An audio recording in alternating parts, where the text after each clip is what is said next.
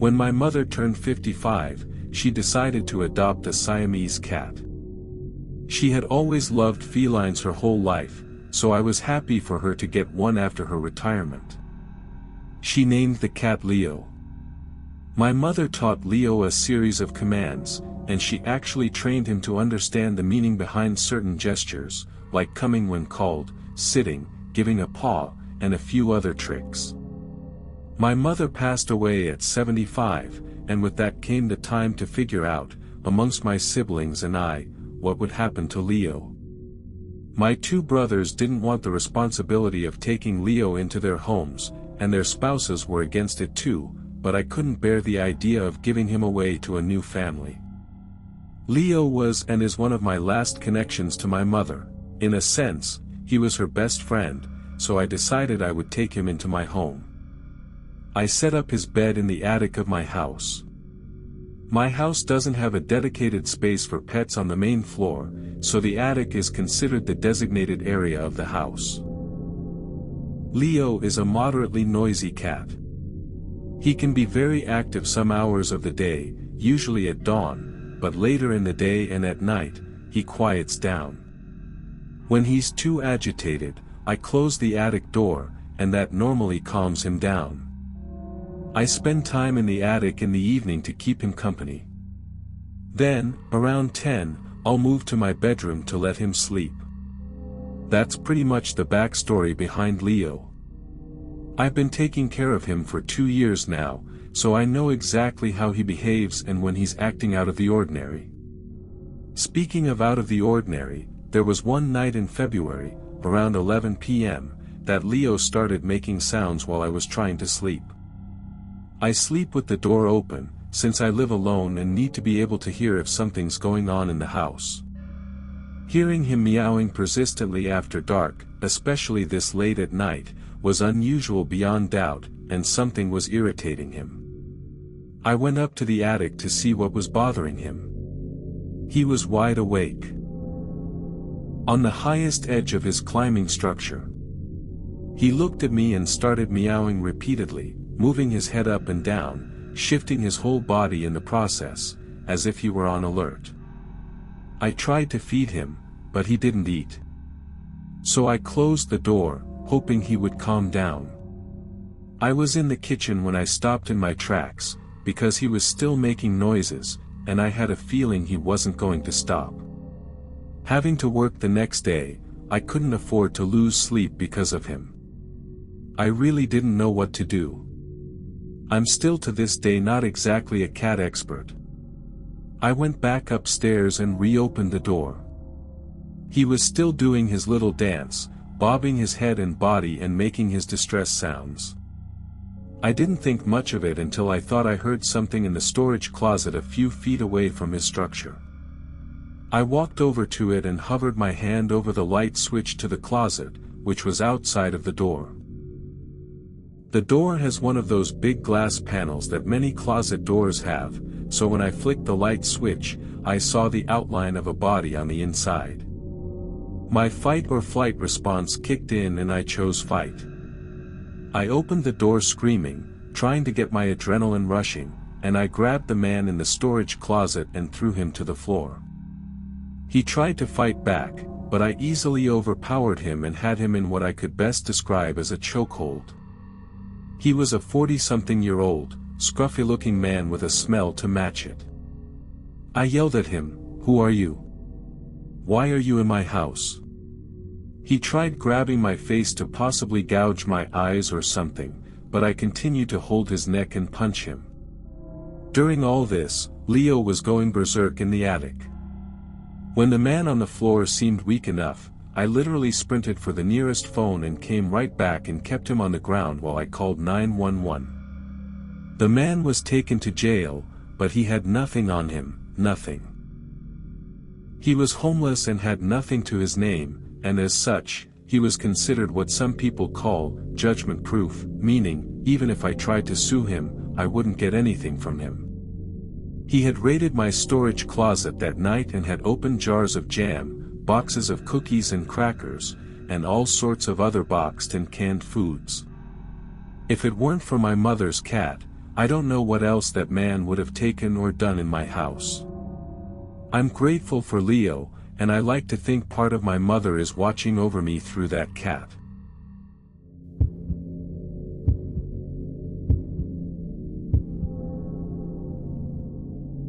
This story takes place when I was a junior in high school. For context, here's a little background information. Back then, I was a pretty involved student, took all the hard classes and was in several competitive sports. In one way or another, I was always busy and didn't have much time for myself, and part of me was thankful for that. It provided me an escape from a world where my parents had recently separated and my older brother had just gone to college. It was just me and my younger brother then. He was also a swimmer and a bright kid in his own right. We were very similar, even to this day, but probably because of the stresses our family situation put on us. At the time, we didn't get along at all. On one of those damp winter days in the city, I'd put in my time at school and in the pool, and I still had to sit down for several hours of homework. This time, I had to write an essay for some advanced course that I wasn't particularly interested in. I dropped my swim bag at the door when I got home and looked around to see if anyone was home. Empty. Dad must be out with Jake at swim practice. His team had the slot at the pool after the high school team was done. I popped a handful of crackers in my mouth and headed down to the basement to my office to get some schoolwork done. The house was a middle-class two-story with an unfinished basement, with the exception of what I referred to as my office from a past career. My father used to work from home, but no longer did. I was the only one who used this place, so my family, or what was left of it, just called it Michael's office. So I made my way across the concrete floors and attached carpet samples down there to the one finished room in the basement. I flicked on the fluorescent light. It was like any other evening after practice. I still had hours of homework to do, so I turned on the computer and started typing away. I was typing for what seemed like an hour, trying to put into words what the concept of hedonism in the picture of Dorian Gray meant to me as best I could or as convincingly as I could. Out of the dark, I heard my younger brother call out to me, "Mike. Mike, come up." Almost reflexively, I called back to him, "Jake, I'm working. What do you need?" We would yell through the house like brothers do, but it took me a minute to realize I hadn't heard him come home. I got no response for a couple of minutes, then, again, I heard my younger brother's voice sing out, "Mike, Mike, come up." It felt strange hearing those words carried across the dark concrete floor. He was supposed to be at swim practice. I called back out to him, asking if he needed anything, but again, I received no answer. I thought about just resuming my essay, but the family situation was delicate at best, and I didn't want to be in trouble if my younger brother actually needed something, so I made the decision to get up and find out for myself. I bounded up the basement staircase, the only way a high schooler can, and I called out again for my brother, "Jake, what's up?" "I'm really busy." I checked all around the main floor looking for my younger brother or even signs he was home. No shoes, no backpack. So he wasn't home, and there wasn't even a car in the driveway. The only reason my dad would be gone right now would be to pick him up. Satisfied, I turned back toward the stairs when I heard my younger brother's voice ring out, "Mike, Mike, come up."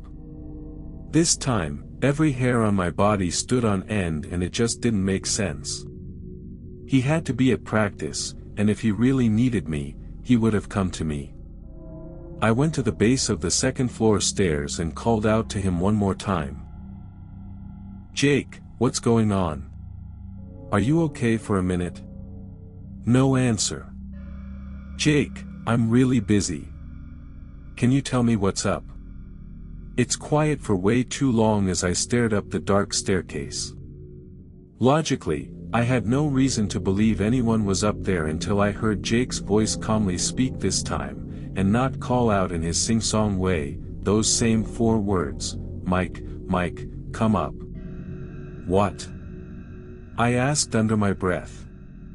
I couldn't comprehend the situation. I did a quick inventory of any probable scenario. A break-in? Wrong voice? A prank? I would have seen something by this point. It had to be Jake, and maybe helping him would make me a good brother. So I began up the stairs. My heart pounded with each step, and I was about to reach the landing to the dark second floor. Then I heard the buzz of the garage door motor. I ran back down the stairs and looked out the window. It was my father's sedan, and he and my younger brother got out. I stumbled from the window to the hall where they would enter, and I felt my heart almost stop beating. I collapsed on the floor and just started to cry uncontrollably.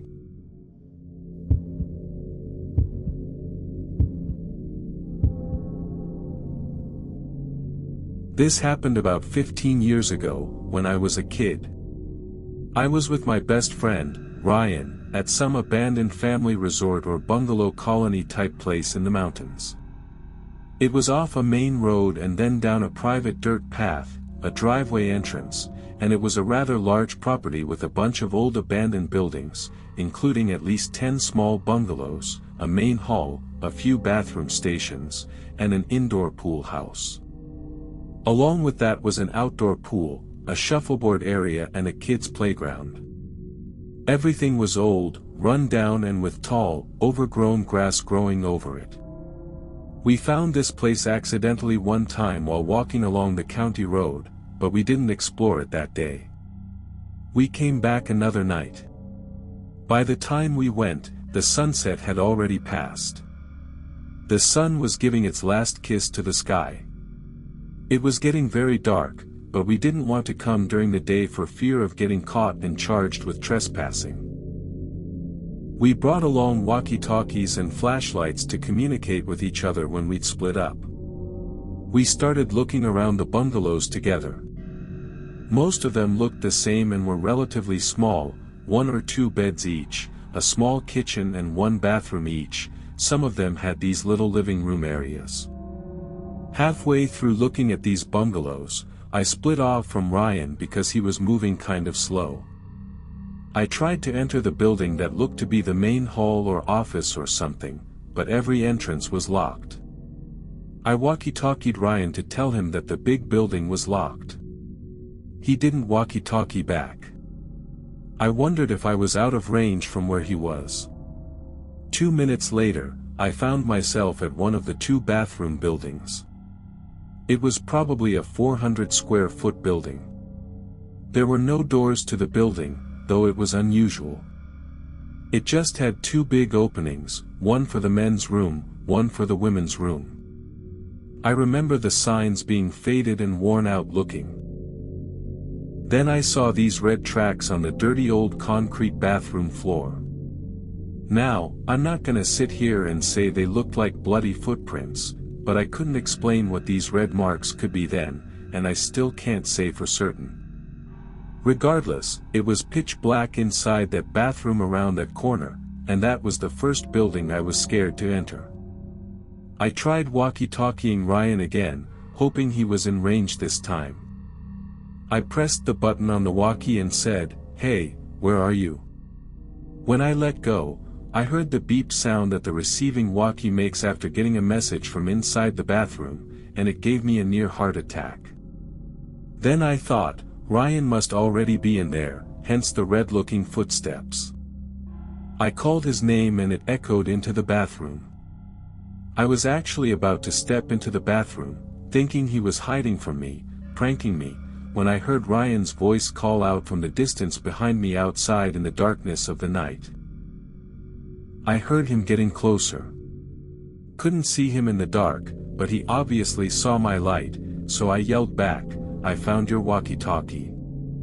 I started stepping into the bathroom, but then he said back, "Don't go in there." I never went in there.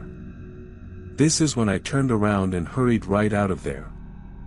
I pressed and released the talk button really quick on my walkie, causing the beep again from inside that pitch-black women's room.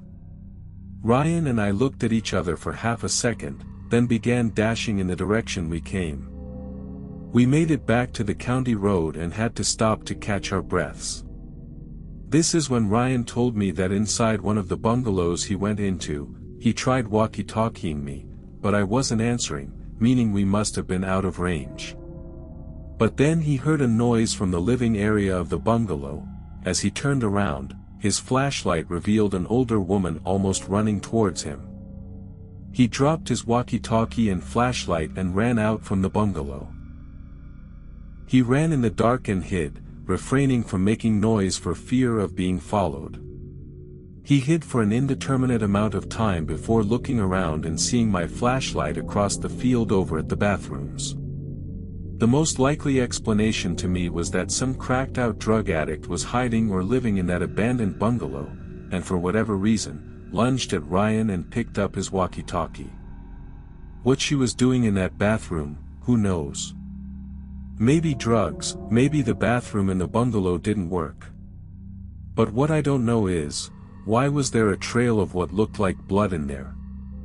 Those are my theories. But I can't explain all of it away, and that's the scariest part.